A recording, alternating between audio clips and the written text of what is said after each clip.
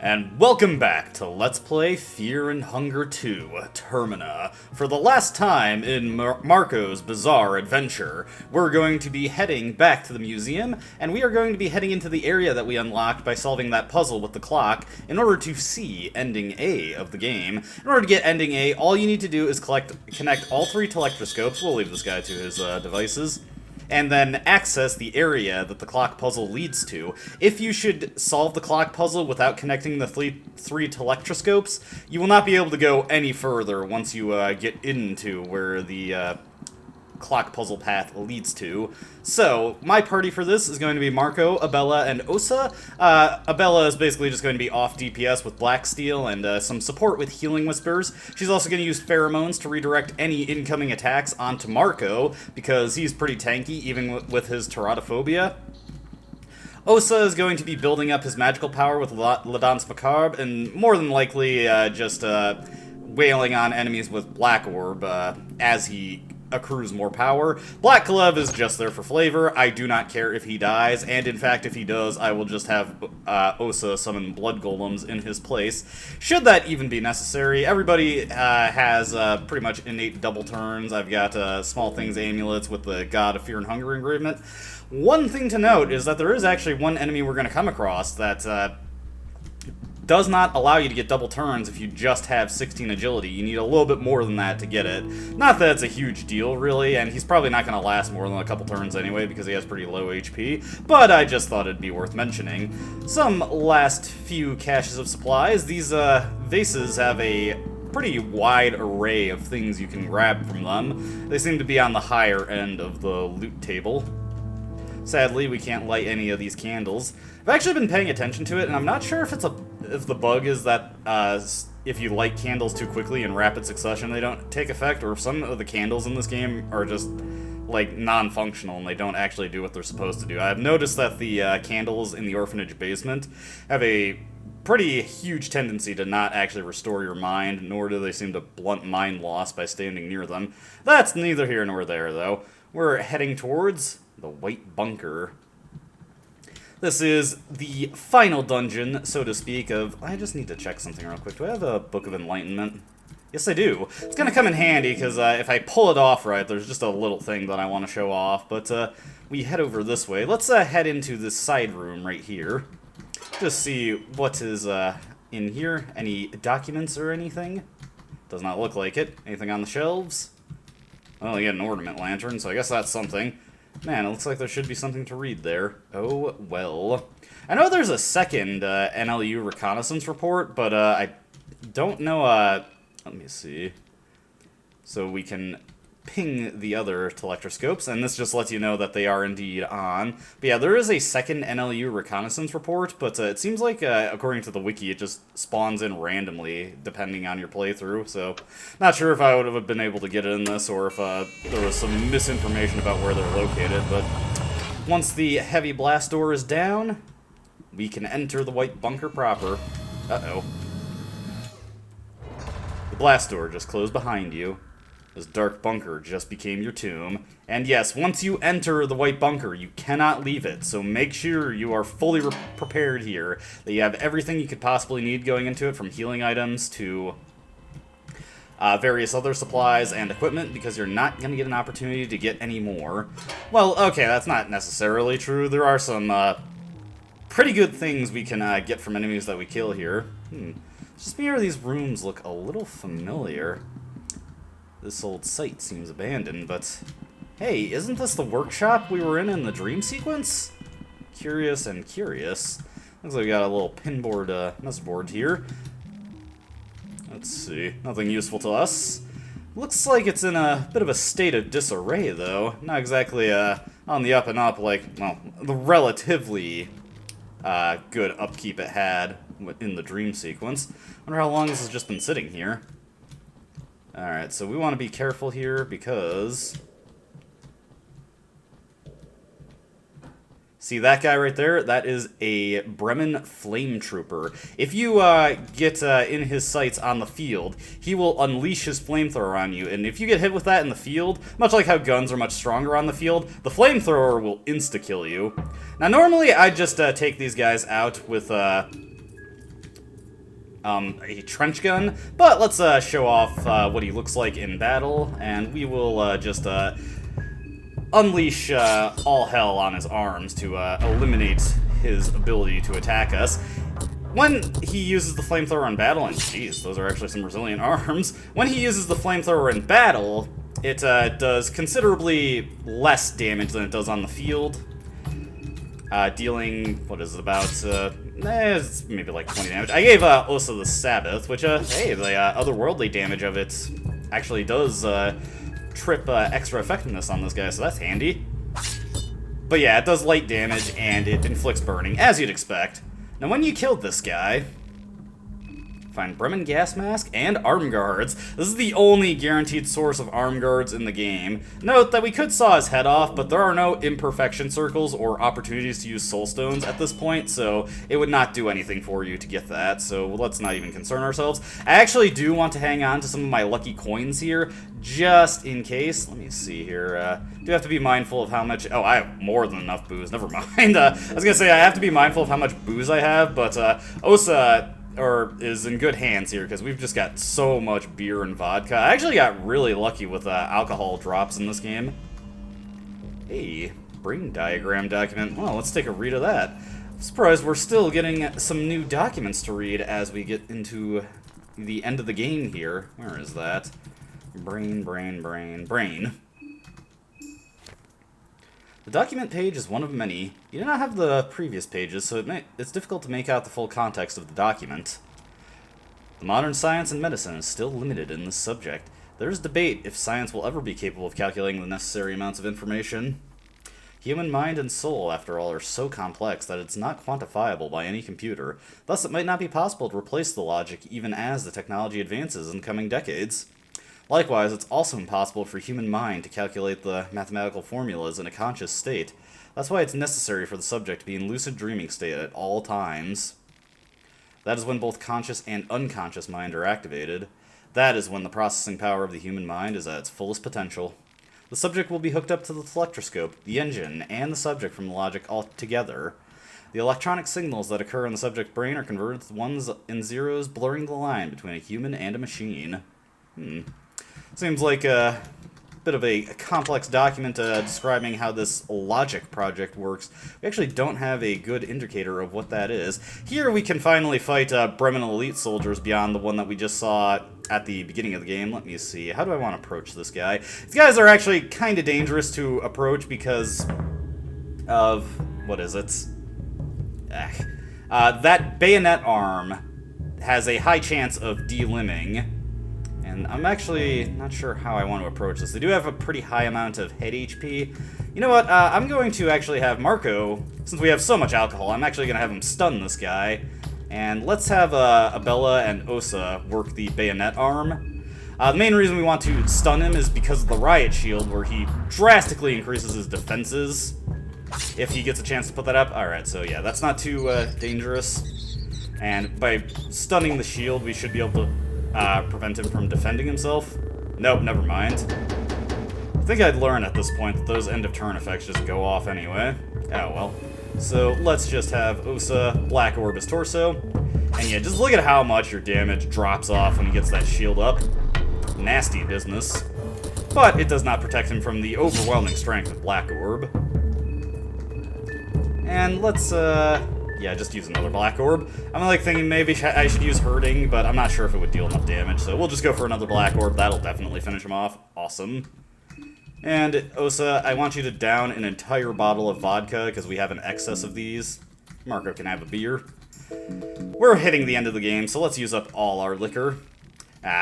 Bit of bad luck there. How many trench gun shells do I have, as a matter of fact? These guys can drop the Bremen equipment, which is the best equipment in the game, more or less. I mean, there are superior things, but they are so limited and difficult to get. Okay, yeah, we have plenty of trench gun ammo, honestly, so I could probably just open fire on these guys with the trench gun. Oh, hold on. This is not working the way it should. Come on. Alright, let me think here. I'm just going over everything I got.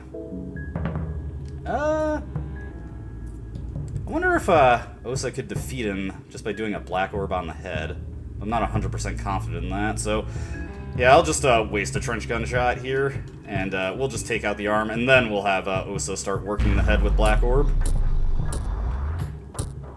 Yeah, these guys can be pretty tricky to take out if you don't have good limb protection, and they can take out... What is it? Your legs and your arms, so be mindful when dealing with them. Let's see, I'm just gonna have Marcoh guard there. Gonna have Abella just work the torso. Then we're gonna just go straight to casting Black Orb on the head instead. I want to see how this compares to attempting to take down the torso. Yeah, unfortunately, he does have decent evasion on his head as long as the legs are enabled. One more Black Orb, though. This should kill him. Yes, okay. So he doesn't have that much HP on his head. The evasion rate against magic for the head, in most cases, is 40%. So you got about a coin flip's chance. There we go. That's why we want to kill these guys. Just get more Bremen equipment. Okay, so Marcoh is obviously loaded out. Now we're going to upgrade Abella here. Get her the Bremen chestplate. Just so much resistance against so many different damage types with that. Let me see here. Door won't budge. Alright, so nothing we can do with that. Let's just keep going on our way. This area is not super complicated, so it's not too difficult to get through. And not terribly long, either. I do kind of wish that ending B and C had a real final dungeon like ending A does. Ending B and C, the tower is not like an actual dungeon type area. You just go into it and you're suddenly at the top. So yeah, it's not super interesting in comparison to this. Constantly reiterating that the bunker muffles all outside sound. Are you scared yet? There we go. That's what I was trying to do. We'll just take a look at what this guy's got. Less optimal equipment. Let me take a look at what's Osa running here. Yeah, that's fine. I was wondering if maybe I should give him the arm guards that we got from the Bremen Trooper, but it's not a huge deal. We'll just throw heads just to see what we get from this chest. Not that we really need anything. I mean, Stahlheim is flatly inferior to any of the other helmets we have. Your mind, because it's so dark in here, your mind just drains pretty rapidly, so be mindful of that. Alright, we got a generator here. Let me see if, do I have 2 gasoline tanks? Yes, okay. There is another gasoline tank occupying this area if you happen to not have any spares coming in here. I had plenty of gas tanks, though, since we haven't had a reason to use too many of them in the game, so I was just able to bypass locating the other one. You guys hear the sound of, like, a crow or something? No need for a broomstick. Also, that was a mop, but, you know. Oh, God, what is this unfortunate creature?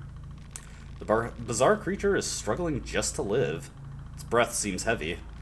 The human part of the thing appears dead. Only the crow-like growth on its back is still alive and kicking. If you're not careful enough, it might peck you. And, yeah, it looks like, nothing too interesting to say about that. It looks like you should be able to fight this thing, but nah, it's just kind of there. Perhaps in a future update we'll get more clear indication of what the heck that thing is supposed to be. Heading into this way, you just want to quickly go over this way and be careful when navigating these servers. And also take this guy down. We'll be using up our remaining 2 trench gun shots very shortly. There is a flame trooper. Now always wait for them to turn to face before going in to try and shoot them. You do not want to, try and attack them and they immediately turn to face you and then just incinerate your character. Not a fun time, let me tell you. There is, if they do get a chance to fire, you do have a slight chance to save yourself. Let's see here. Actually, let me equip the rifle and just take out this guy's arms. Never forget that this has great You know what? Actually, I got so many shots. Why don't I just shoot him dead? Obviously not thinking too clearly here. Every enemy can be killed with 4 rifle shots. Except for boss enemies, of course, but, you know, I kind of assume that's implied by how I word it. Alright. You do not need Abella to short-circuit this panel, and in fact, she can't do anything. That door panel is tied to the generator. You need to power on the generator, then you can activate it and move onward. What is this place? Alright. Now, I'm going to just take an opportunity here to make a save, because there's a couple things I want to do. Even so late in the game, there are just some little things that you can do, and this is easy to screw up. If I do screw it up, I'm not going to go back for it, but there is a sort of boss skip you can do coming up here. And it's an intentional thing, it's not like a bug or anything, so let's make a new save file, our last new one for this playthrough. Book crumbles into dust, and who is that? Let's get after him. You catch the Sylvian Trooper. Aren't you impatient? So, you are normally supposed to just follow this woman to the end of the hall, and if you do so, a part of the boss will appear, but it is possible to catch her right here and kill her now. So let's see if we can do that. I don't know if I have enough firepower to do so. Okay, yes, we do.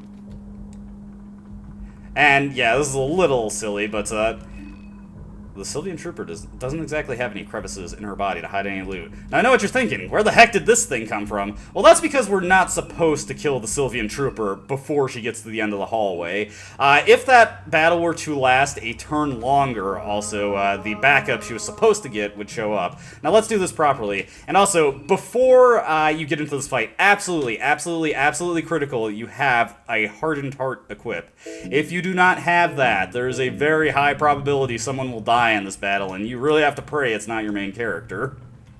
The masked army officer gives you a flirtatious smile and seductively waves you to follow her. Wonder what this is all about. And as you follow her, something big is advancing from the darkness. And here is a very big roadblock for most players, the Platoon. This guy has a one-hit kill attack that is dependent on a coin flip.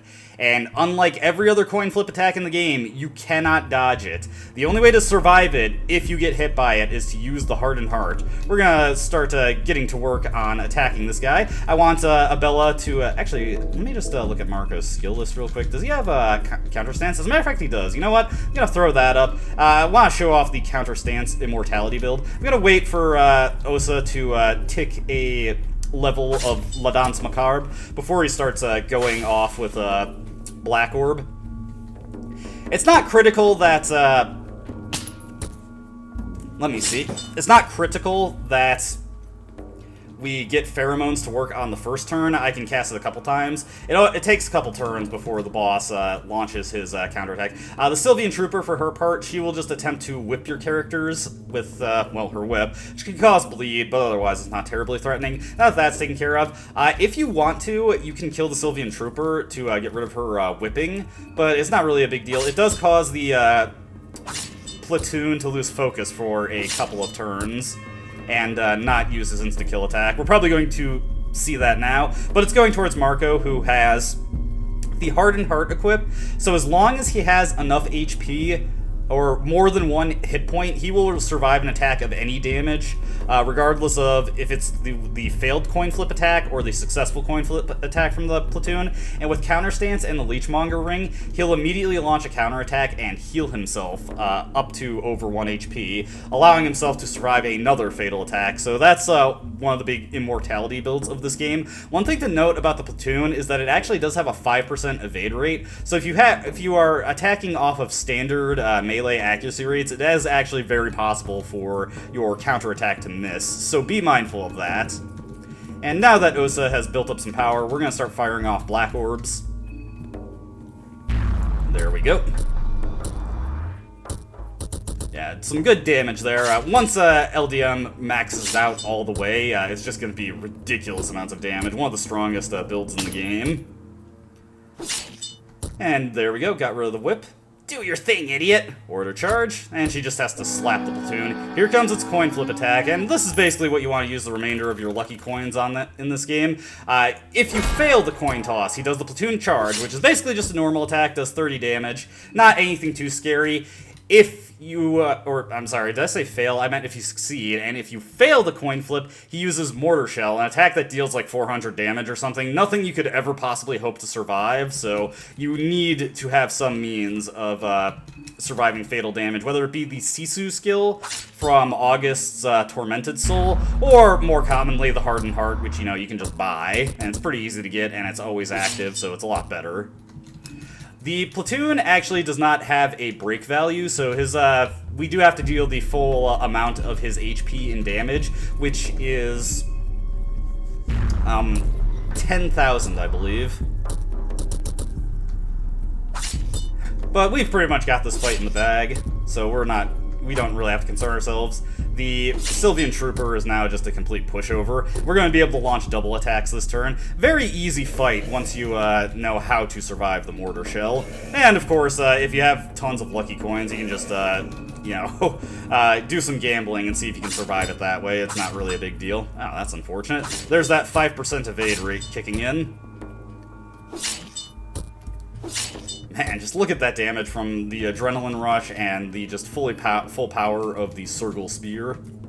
And we'll be able to use one more Black Orb before I have to restore Osa's mind. There we go. Need to immediately give him a shot of vodka after this fight is over. And we succeed. Alright, let's get everybody's... Actually, you know what? Well, I'm sorry for those who, let's just use this on Osa right now. Apologies to those who advocate for drug-free lifestyles, but at this point, we're at the final bosses, so there is no drawback to using heroin anymore. So let's just use that to fully restore Osa's mind, and let's take a look at his stats. And... let me see here. You'll see that everything has gone up a little bit. Heroin, when you're high on it, gives you a stat increase of 30% to all your primary statistics, so he's pretty powerful right now. Also gonna finally use up all those pet pills that I've been collecting. And let me see here. I should give the fluted armor to Marcoh. Oh, I haven't actually crafted it. Whoop. Getting my, Oh, did I? Oh, right. I didn't actually collect the fluted fall. Never mind. I'm getting what I did in my videos mixed up. Not that it's a huge deal. Though it does mean that, just to finish this game without any limb loss, I do want to give Abella the pipe wrench. And let's go forward. Darkness surrounds you from all directions.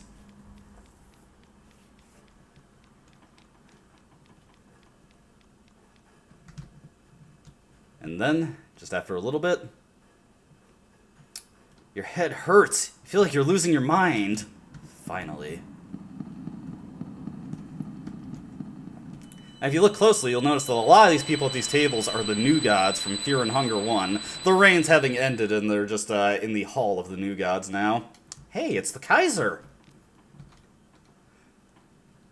You're late, you know. You've come to witness the birth of a new era. The birth of a new god. The logic, the machine god, is online. The machine god? Since the dawn of man, we have strived for a power that would rival the very gods we worshipped. There's always been kings and sultans who pursued that strength to no ends. Even I fell into that trap at one point in time. It is but a never-ending cycle that only feeds itself but leads to nowhere. If we chase that power, we are always looking at the big picture from behind. We cannot see the forest through the trees. Instead, we needed to birth something new. That time has finally come. The true unity of mankind is before us. A true God born from humanity, not from the old world. A God that is not born from the powers borrowed, but from our own strength. This is the moment in time our whole existence has strived for. Osa starting to feel hungry. We crafted that fate ourselves. With our own hands. I assume he means our own hands. Now, as a joint conscious, we ascend. The birth of the machine god is still frail, however. In her current fragile state, I cannot let you near. So prepare yourself. And thus, we fight the Kaiser! and get a little remix of Pulse and Anxiety, one of the big boss themes from the first game. The Kaiser has multiple parts of him that take actions. His left arm will cast a very weak Loving Whisper spell on his torso to heal him. His left arm, or not left arm, his right arm, of course, makes sword strikes. That asterisk also launches additional attacks. One thing to note about his sword arm is that if you destroy it, it's actually a really, really bad idea. The Kaiser will begin to launch very, very powerful Black Orb spells at you, so be mindful of that. Let me see here. What did I have Marcoh do, actually? I think I had him attack the torso. I want him to throw an Ornament Lantern at the torso. So let's just do that. I'm gonna have Abella wrench toss the arm so that he can't delim any of my characters. We're also going to have Osa just throw an Ornament Lantern at his torso just in case the burn doesn't stick. Kaiser is highly susceptible to DOT effects, and his break value relative to his true HP for his torso is actually ridiculously low. He only has a break value of 3,000, while his torso HP is way higher, so DOT effects deal ridiculous amounts of damage to him. Just gonna have Abella launch a punch there, and now that La Danse Macabre has ticked once, we're just going to throw out some powerful Black Orb damage. As you can see, he is weak to otherworldly attacks, so that does some pretty good work for us there. Alright, let's just boost there. Like I said, his break value is very low, so let's just use up the rest of our resources here. I'm not even going to bother re-equipping Abella. Just do this to take him out. There we go, no problem. There is so much you can talk about with the Kaiser, but I don't really feel like reloading for that. I've mentioned in passing the channel No Commentary, who is a big Fear and Hunger dedicated channel, who's gone over a lot of the obscure dialogue prompts you can go through in this game, so I'd highly recommend checking that out. I do plan to link a bunch of different channels in the description that you can check out if you want to see more Fear and Hunger action, so to speak.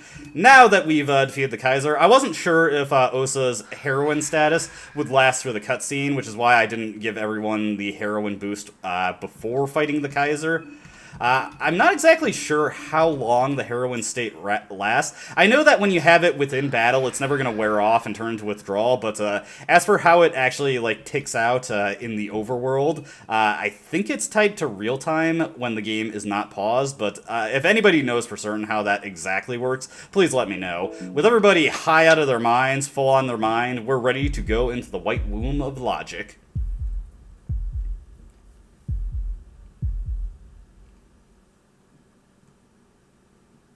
And we are thrust into a confrontation with it. Now, this is an interesting fight. It has 2 phases, but you can actually circumvent the second phase if you deal enough damage to it in the first phase. For the sake of completeness, though, I am going to try and sandbag a little bit so that we actually get to see the full extent of this fight. So I'm not going to really be using Black Orb too much, at least until we pass a certain number of turns, and I'm not going to inflict a DOT on it. As you can see, Logic can multi-target spells there. Now, these tanks here, you need some form of multi-targeting damage or a full party to destroy them in time. If they are active after 2 turns, they will launch a very, very powerful attack. So let's do that, just get to work on doing some damage there. Abella is going to be the MVP for keeping everybody topped off with Healing Whispers here. And Osa is going to be using Black Smog to destroy those tanks. I really should have done that this turn, I just wasn't really thinking that hard. Logic has an extremely high HP value. Her HP is, I believe it is 19,600, close to 20,000 though, so it does require quite a bit of firepower to take her down. Additionally, she has about 50% damage resistance to every type of attack in the game, so her ability to tank damage is pretty considerable. She doesn't always do a full party targeting red arc. She will occasionally do just either a single strike on a single character, or she will do a double strike. Now, to get Logic to progress to the second phase, it is not damage conditional, and instead is conditional on how many turns have passed. It is 12 to 14 turns. After about the 12th turn, there's a random chance the fight will progress into the second phase, and it'll definitely do so by the time 14 turns have passed. Sorry, I'm getting a little belchy here. Yeah, that's not a fun thing to have to admit. But yeah, Abella is mostly just going to be focusing on keeping her mind top off so she can Healing Whisper us. I'm just going to keep Osa in good sanity conditions so that he can use Black Orb when we're ready to fire out that kind of damage. Marcoh, for his part, since he has the Leechmonger Ring and the Hardened Heart, can just focus on doing... Oh, I forgot to re-equip Abella. Stupid me. But Marcoh, for his part, he can just focus on doing singular healing by leeching back off the damage that he deals, unless he gets really, really low. Let me re-equip Abella so she can actually deal some damage. Now, the reason I'm sandbagging here, or rather, what I would do if I wasn't sandbagging in order to show off the full extent of this fight, is that I would actually just chuck a Murky Vial at Logic, or I would use Pyromancy Trick on the main body, because Logic is immune to most DOTs except for Burning. She is fully vulnerable to Burning, and that is a very, very easy way to win this fight because of her high HP value. Burning will deal about 1400 damage every turn, and honestly, you could probably just wait and let that damage kill her. You might have to launch at least a few attacks going in, since after 10 turns, it would only be 14,000 damage, of course, so you'd probably be under the wire for skipping the second phase. Alright, everybody's in good condition here, so we'll just launch more attacks. But it is actually fully possible with enough damage, particularly if you have like a fully spec'd out magic build like I do have on Osa. Osa probably could just spam Black Orb every turn and win this fight through that. But again, I want to show off everything in this game, or at least as much as I can, so we're not going to do it that way. Okay. And once again, let's just go all in on our attacks. Which probably, it's not critical that I hang on to a full stack of ref points for Osa. We only need one to use Black Smog in the event that she throws up the fully heated tanks. Alright, but we're doing pretty solid here. Bella's doing fine on her mind. Alright. Now, going into... at this point, I'm going to hoard my rev points now. Once the second phase starts, we actually do want to have a full set of rev points so that we can deal a ton of damage. Okay, there is the tanks again. Just going to launch a normal attack here. I'll have Abella just guard. I don't want to do too much damage, just so the second phase actually gets a chance to do something. The main reason I wanted to get Black Smog for Osa is purely so I could destroy those tanks without using a Murky Vial. Looks like Logic has a slight evade rate. Because Murky Vial, like, she has like no burn resistance, so pretty much any source of burn damage will inflict burn on her. Just use Loving Whispers here on Marcoh. And now we're going to relax on the extra turn offense. I do really like this song. It's I kind of like this weird mix of industrial but ethereal little music in the background. Hopefully we're getting... I should have been counting the turns until... been counting the turns that we have until the next phase starts. And, yes, use Healing Whispers. And just guard.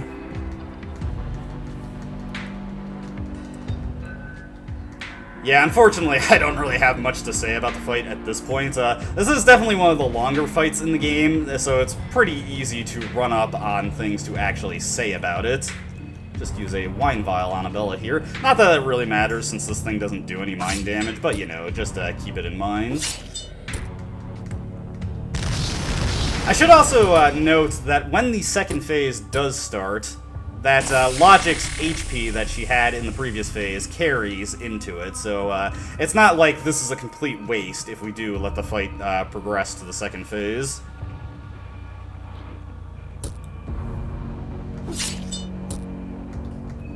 Good.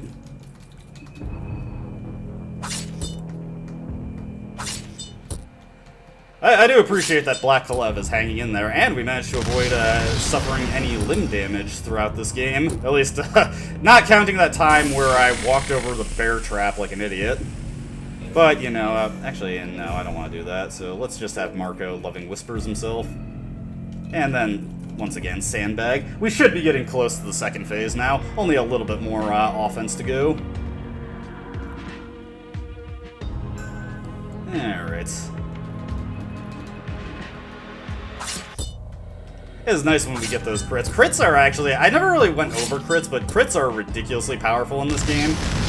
They deal like 4 times damage, so combining Black Steel with the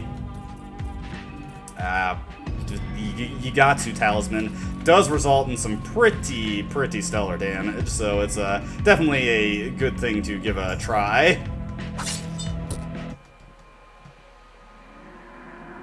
And of course, it's super nice when you like land multiple crits with the meat grinder. That weapon can deal insane damage if it lands multiple crits.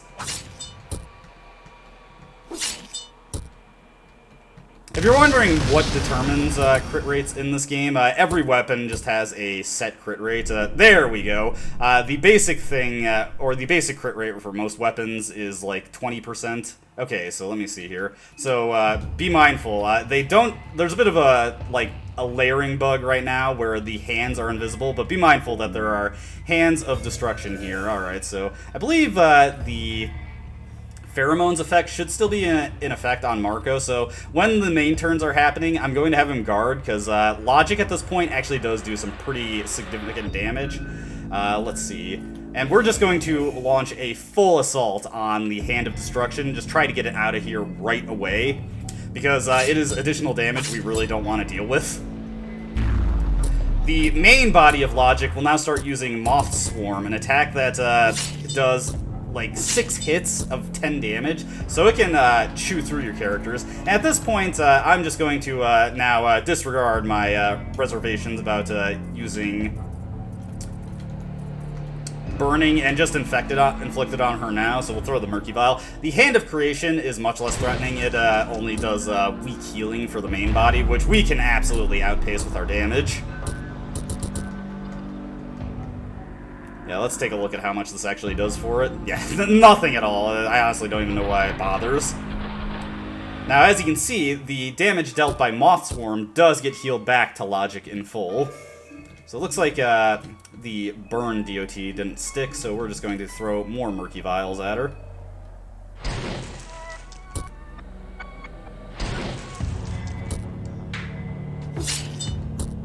Alright, and yes, now she's burned. That will start dealing tons of damage to her, so we're in pretty good position now.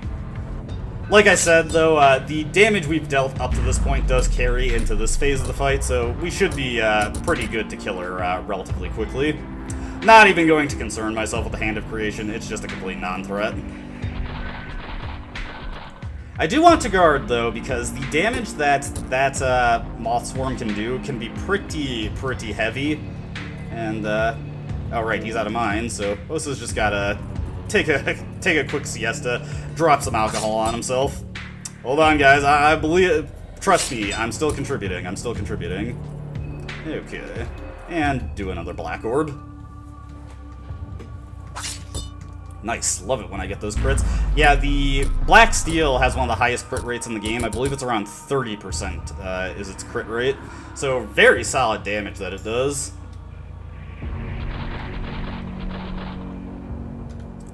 Just get nibbled a little. Black Kalev is doing his best. He's doing what he can. And let's get that Loving Whispers going. Abella should be able to fish for 2 criticals now. I actually want to see if throwing all my rev points in the Black Orb will actually result in a noticeable increase in its damage. It's dealing like 300 per hit before. It's like 100 more damage per hit. Not exactly amazing. Alright, with that, nah, I better just play it safe. We're not in a hurry to finish this fight, now that the burn has stuck. Weirdly, this form of logic is also susceptible to bleed and I believe poison, so if you have those at your disposal, logic actually becomes a lot more vulnerable at this point. Stacking multiple DOTs on her will like result in just like over 4,000 HP of damage being ticked off of her per turn. It's pretty absurd. And yeah, you can use one more Black Orb with Osa, but then he has to restore his mind.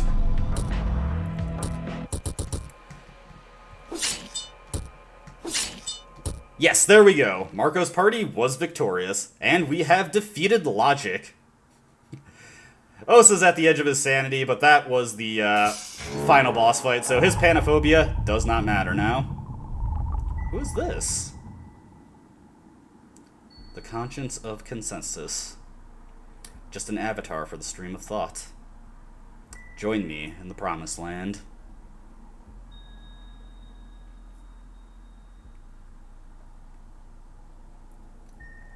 And, at this point, we find ourselves falling into a mysterious green void. The artificial green. Warmth surrounds your body. It feels like you're floating in nothingness. Empathy and hope fill you from inside out. You've gone through enough. Now you can rest. Just close your eyes and let the warm waves wash you away. And it's not immediately clear, but you can actually move forward in the scene, and it is necessary to do this to actually progress it. I've seen at least one person on the Steam forums get really confused by this and think the game was bugged, and I myself was confused at what I was supposed to do at this point, because I thought the scene would just progress automatically, but no. You have to just sort of float forward, and you get Ending A, the Machine God. Now, who was that woman that seems to be the Machine God? Well, if you connect the various stories, especially Olivia's and Abella's, and all the various details you get about the NLU, the Nameless Liberty Underground, you will find out that it was actually Rayla, Olivia's sister, and the girl in pink, who was used as the vessel for Logic. So that is why she was often associated with those blue moths that were guiding us forward. Now, if you clear Ending A, anybody who is still alive at this point in the game will escape from Perheval. Your party members are not included in this survival estimate, so unfortunately, Marcoh, Abella, Osa, they did not survive their encounter with the Logic. However, based on their comments on the feeling of being in the artificial green, they aren't exactly, it wasn't a terrible death either. So, we managed to save 7 people. Not a terrible haul overall. I think the first time I cleared the game with Ending A, I was only able to save like 3 or so people. But yes, that's when we get our credits roll. Now, normally I just start going into how I feel about the game, what I feel it does well, and what I hope to see from it in the future, since it's a game with rolling content updates. But we're going to be seeing several endings and credit sequences in this video, so instead, I just want to use this first one to just give some shout-outs and direct to some channels that might be interesting for you to check out later. First and foremost, a channel that I want to shout out that isn't a major YouTube channel or anything. In fact, they don't upload very many videos at all, but they are actually in the testing and feedback section here is Priscilla Poodle, who recorded hard mode playthroughs getting the S endings for the first game. Notably, these use the earlier releases of the game when the S endings were first added, so it's a very interesting time capsule of what that game looked like when it was first launched. And it was actually their videos that inspired me to actually finally buy Fear and Hunger 2 Termina. I had seen the game just come up in my Steam library, and I was sort of half and half on whether I wanted to get it or not, and I saw their playthroughs and just thought, you know, this game looks really cool, actually. I want to give this a try. Next up, I'd like to shout out the YouTube channel Garen Oak, who has done hard mode playthroughs and challenge playthroughs of the first game as with the most recent release of it, which is version 1.41, which unfortunately has a couple bugs to it, but not anything too major. But yeah, if you want to see what that game looks like in its hard mode as it is currently, I'd recommend checking out that channel. It's also done a pretty cool challenge run where he completed the Outlander's S ending without using the empty scrolls, which anyone who knows how that ending works that is no small accomplishment. Very, very difficult to pull off. Next channel I would like to mention is Repzardy. Repzardy is a channel that largely focuses on like shoot 'em ups and various arcade beat 'em ups, but he's also done a bunch of videos for Fear and Hunger Termina. Notably, he's done a lot of clears of Masochism mode with very strict restrictions placed on his character. Namely, he's completed it hexenless with Olivia, Osa, and Karin, which is not a easy accomplishment at all. You have to play those games. You have to play Massa mode in very, very specific ways to actually accomplish that. So I'd highly recommend checking out some of those videos if you want strategies for how to approach the game without relying on skills. Anything that works that well in Masso mode will definitely help you out a ton in standard Fear and Hunger mode. Another channel that I'd like to mention is a Dark Raccoon. Dark Raccoon has also done some challenge runs for the game, some goofy ones, like completing the game using only guns in battle with heroin addiction, and has also done some speed runs for the game. Namely, he currently holds the world record speed run for getting Ending A in Masochism mode. And another adjacent channel. This one's not a serious YouTuber, much like Priscilla Poodle, but Come At Me also made a pretty decent beginner's guide for Massa mode, approaching it with Marina. It's one of the best characters for that mode. Thank you for playing, Marco. But that's, of course, not where we're seeing the end of this video. We've got 2 more endings to get. Now, Endings B and Ending C have nothing to do with the telectroscope plot and logic. Instead, doing Endings B and C involves following through on the actual Termina Festival and seeing it through to its conclusion. So we'll just hop back in as Abella here, and honestly, we should have everything we need to finish the game at this point. We've already killed everyone, so the tower is open to us, so I'm just gonna transition to when I reach there. Alright, so here we are at the tower. Since we saw the alternative scene where we killed Pav to prevent him from killing Marcoh and Tanaka, we do not get the scene with him at the Kaiser here, obviously. Something about the tower in front of you feels wrong. Your primal instincts tell you to run away. You feel dizzy being this close to the monolith. Your sight becomes blurry and you can hear your blood rush in your veins. A large stone door stands tall before you. Your heart beats loud as a drum just by being so close to the tower. Adrenaline is rushing through you. You cannot explain this feeling. You are at the same time both terrified and tempted to touch the intricate ornaments of the ancient stone slab door. Now, as we saw in Marco's playthrough, if you touch this door and you have party members, it moon scorches them immediately. However, if everyone's dead and you're on your own and you touch this door, you feel energy flowing to the door through your fingertips.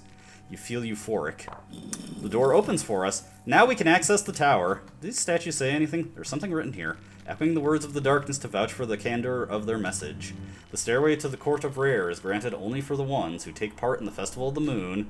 Trials of cruelty and betrayal. Only the one who is last found standing will be worthy. And this one over here. There's something written here, echoing the words of light to vouch for the candor of their message. The stairway to the Court of Rare is only granted for the one... Oh, so this one just says the same exact thing. Darn, that was kind of disappointing. Now, once again, we're just going to ignore the merits of a drug-free lifestyle, since at this point there is no benefit to doing so. We are once again going into a final boss encounter. Now, the final boss in Ending B and C is remarkably straightforward. I actually did not do any additional prep work before going in here, because we go into this with pretty huge advantage, and it's very easy, short, and a single boss fight. It is not a boss rush like Ending A. Note that this is only true if you qualify for Ending C, so keep that in mind. There is an additional boss if you do not qualify for it, which we'll be seeing that in Masso mode. For this video, though, I just want to show off Ending C, and since we're here anyway, we may as well check out Abella's epilogue, since we got her to this point. And once we are atop the tower,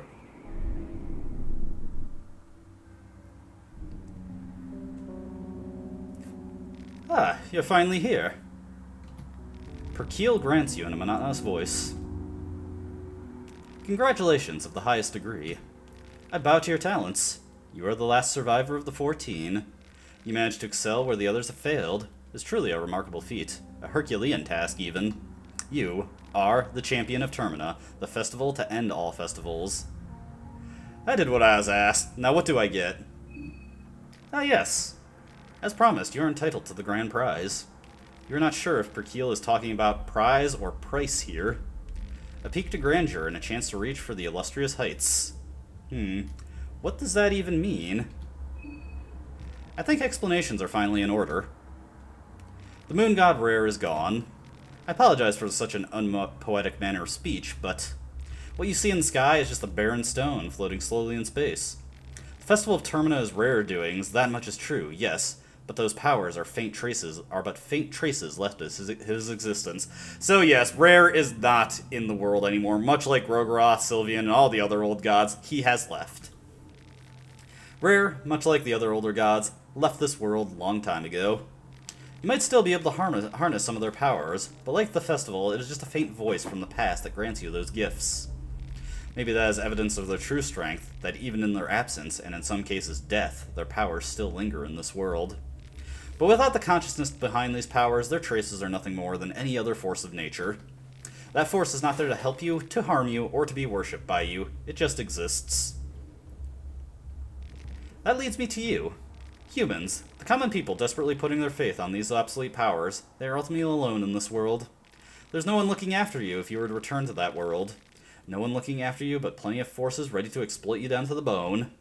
The world where you came from, where you were driven, where they want you, and when they want you.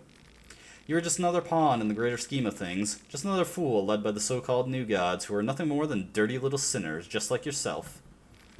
The only difference being that they devoured their way to the top of the pyramid before anyone else had a chance. What do you call the starvation and poverty the world has faced? Horrible occurrences in history that were inevitable bumps on the path of progress. What would you call the last two great wars where hundreds of thousands, millions perished? They are but part of the greater scheme, the sinners just pulling their strings from the grand hall they reside in to further establish their position. That is vile, if you ask me. I trust such power to no man. Do you? Maybe what they say about absolute power really is the absolute truth. Maybe the order and peace really are just a distant utopia. That's why we have chosen chaos. What you have gone through since your distant arrival on that fated day, it would seem that you are no stranger to chaos. One could even argue you revel in it whenever possible. My master certainly is pleased of what he has seen. A peak to grandeur and a chance to reach for illustrious heights. They are gifts only offered to a select few, those who possess the right traits. If you want to continue on this path of chaos as the champion of Termina, you are given the privilege to join us as equals. So, what do you say? Join us, or return to the world where you came from as nothing more than a side note in untold history. Now, you only get the option to join Perkeel here if you have qualified for Ending C, which requires killing everyone personally and having their souls. Additionally, it needs to be before day 3. If someone is dead, but you did not collect their soul, which means either they were killed in an event, or in the case of like Pav and August, you just passed enough time until they died in their own way, then you cannot qualify for Ending C, and you can only qualify for Ending B, which also has an additional boss fight at the end of it. But we qualify for Ending C, so let's check that out first. Let's join Perkeel. Well, isn't that glorious? You have chosen well. However, one less tribulation lies before you. All the souls you sent to our master, now boiling in the presence of his never-ending hatred. To finish your transformation, I need to send you two to his sulfuric cage. You have faced death head-on. The only thing missing is facing death yourself. Do not fret. It is like the summer and the winter at the same time. Scorching sun burning your skin while the long tendrils of the cold freeze you from inside out. When you rise back from those dark pits, only then will you be the true representative of the cult of sulfur. The empty man-made morals, that hollow weight stirring deep inside you, all carved out, you will finally know what it means to truly be free. And thus, we have to fight Perkeel, so as equals we face. I can't wait to tear you to shreds. Do not die too soon, or this ritual will go to waste. And Perkeel is really easy, much like the Kaiser is. Have you seen the color blood takes under the moonlight? Such a beautiful blend of pale red and sickly green, drenched in the cold hues of blue. But yes, Perkeel is not all that difficult, to be honest. In fact, much like the Kaiser, he is highly susceptible to DOTs. His torso has no immunity to any of them, so we can whack him with the meat grinder. And with the fact that we got a crit there, to be completely honest, he is most likely going to die from the bleed. Okay, he did not, but he came pretty close, so let's just give him another quick whack. And he's toast. Abella's party was victorious. Impressive. Very impressive indeed. Perkeel is dead. Your wounds are starting to weigh on you. The world starts fading before your eyes.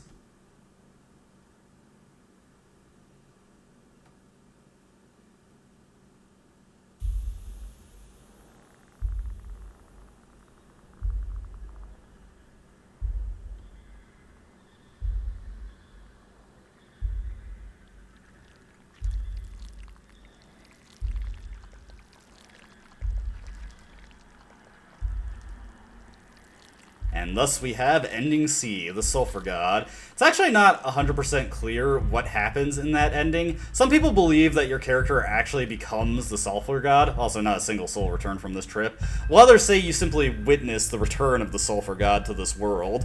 Whatever the case, nobody survives from this trip, and based on the descriptions we were given of the Sulphur God there, this is probably not a happy outcome. Granted, any outcome where it involved slaughtering all the people you came into the city with, it probably is not that happy on its own. But yes, that is Ending C. Now, it's not super tricky to get if you know what to do, but it is pretty difficult for people new to the game to figure out how to get this ending, because a lot of the characters in the game have highly specific situations where you can freely kill them in. Namely, August and Caligura are two very common contestants that people have a hard time finding to kill before the day 3 cutoff, so... As I demonstrated in the Bell's Apocalypse, it's really straightforward to finding everyone. Everyone has at least one event where you can kill them without getting restrained by somebody else, and you're given plenty of opportunities for most of the characters to gank them when their guard is down. But yes, that is Ending C. You can't skip the credit sequence, so you can just fast forward it. So I'm just going to give this opportunity to give a shout out to one more channel that made a notable Fear and Hunger video, that being the channel Tricky Bug.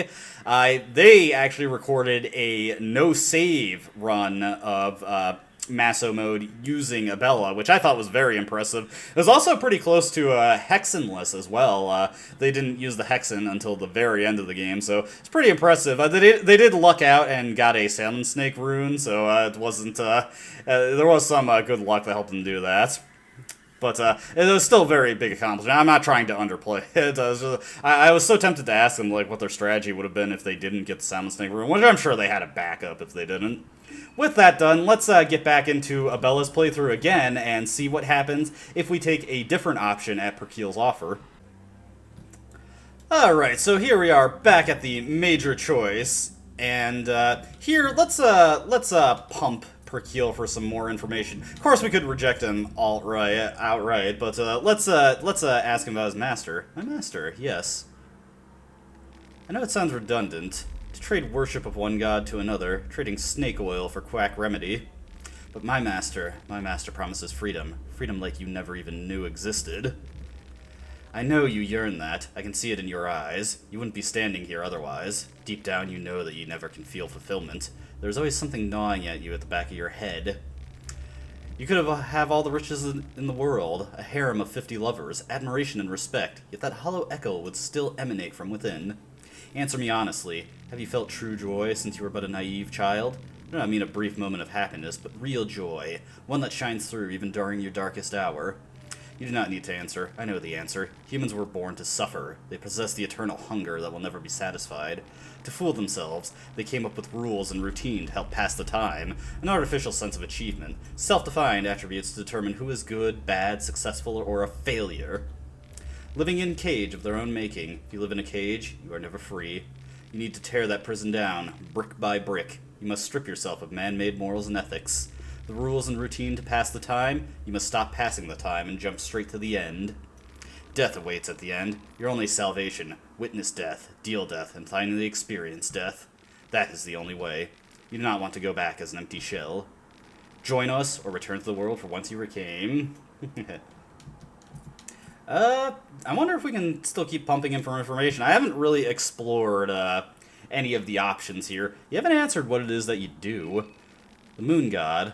While gone, his traces remain strong. The Festival of Termina is a product of his intense jealousy. But like I said before, an intense power without consciousness behind it is nothing but a raging force of nature. Not that unlike a hurricane, or an earthquake, or a volcanic eruption. Thus, the festival itself lacks a greater purpose. We decided to give it one. The effect it has on people creates an ample opportunity to grow our ranks and shed blood for our master. For hundreds of years we have followed wherever the moon god took us, and we reaped his harvest instead, living and breathing from the chaos that ensues. Of course, we strive for the illustrious heights mentioned many times over, but to get there we must climb a mountain of slain sacrificial lambs. Alright, so yeah, just giving you a bit more of an idea, but we don't want any part of this. You'd rather return back to live as an earthworm, even after learning how to cocoon yourself and eventually soar the sky? Humans never cease to amaze me, settling into sub-mediocrity. Have it your way. You've earned your freedom in the eyes of my master. However, one last tribulation lies before you. You see, I've followed your journey since the beginning, and I've slowly come to the conclusion that I simply hate your existence. Absolutely detest your guts. I can't stand the sight of you. This is strictly personal, between you and me. So yeah, because Perkeel is kind of a jackass, he just fights you anyway.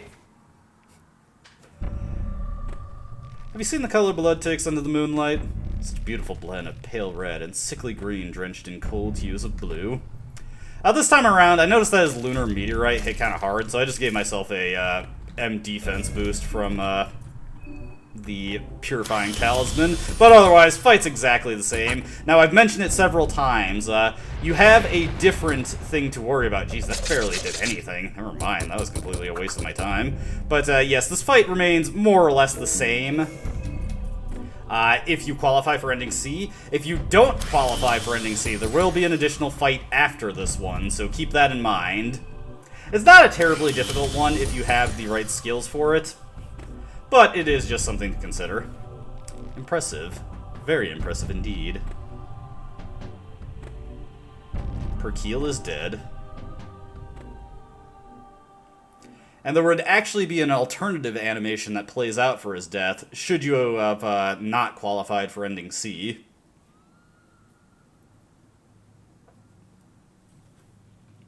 But we get our Ending B.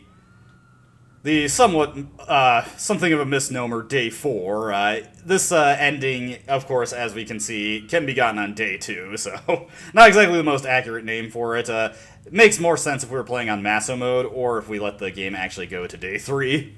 The only soul that returned from the trip was you. So yes, if you get Ending B, there will be a sole survivor of the trip, and we get an epilogue for that character. You couldn't sleep after what you had witnessed in Perhevel. You knew too much about the universe and what horrors it hid in the darkness of the night. The endless void above in the sky taunted you. It laughed at you. You had finally realized how minuscule humans truly were in the grand scheme of things. Your insomnia almost drew you insane, but you had always been one to look for answers and solution. Surely there was an answer to be found around here, too. The moon had paid you a visit and gazed at you for a brief second. To ask for answers, you need to pay the moon god a visit too. You took high positions in fields that studied space technology. Over the years, things started to advance, and only after a decade, you were already getting ready to launch people to the moon. You'd get an audience with the moon soon. Not with ancient rituals or a cult, but thanks to technology and human wit. Whether it was a good idea remains to be seen. Admittedly, this ending makes a little bit more sense for Abella if we got the alternative way that Ending B plays out. It doesn't make quite as much sense if we qualified for Ending C. So I guess in that sense, it makes a lot more sense if you were playing Maso mode. But yes, every character has a unique ending for Ending B, or epilogue, I should say. And the photo you get from it goes into that photo album book. The photo album is just unlocked, is another New Game Plus feature, much like these spells. You know, now that I'm thinking about it, I never actually showed off Chains of Torment. Whoopsie. I can probably just append a clip of that into a future video, which I probably will do since I need some stuff to add as B-roll footage for the Maso mode run, which, when we come back, that's what we're going to be doing next, is Masochism mode. Masochism mode, even though it's the game's hard mode, it is wildly different from how the game normally plays out. Tons of mechanics are completely revamped and changed around. and there are several new headaches to have to deal with. Additionally, most of the game's plot is just jettisoned because it starts on day 3 night, so it is highly recommended you do not check out Maso mode first, or you will get a very confusing experience that is also ridiculously hard for a new player, because it does really require having full knowledge of the game forward and back in Fear and Hunger mode to know what you need to do to survive in Maso mode, and even then there are some pretty brutal curveballs that the game throws at you. But that is Fear and Hunger 2 Termina, Ending B for Abella. I hope everybody has enjoyed watching the series thus far, and I hope everybody is excited to see what Masochism mode does, because it's a doozy. But that will be for the future videos. As always, I hope you enjoyed watching, and I hope to see you in those videos. Until then, though, goodbye.